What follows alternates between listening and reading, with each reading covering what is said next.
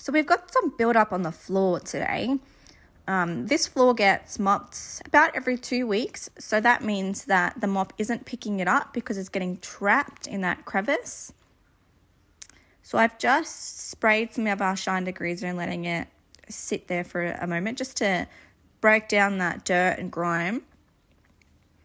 And then I'm just going to agitate just in small sections, not too hard on my body, not too hard on my hand, just enough to get in there. You can see that it's pretty effortless. The Shyn Degreaser just breaks down that dirt and makes it easy. Look at that. Couldn't believe how much came out of there. Now with the wet microfiber, I'm just going to take away that chemical and give it a quick dry.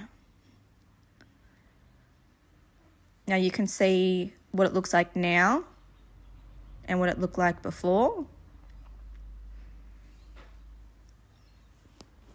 And I went ahead and did the rest, cleaning out my grout brush in between because it was too full.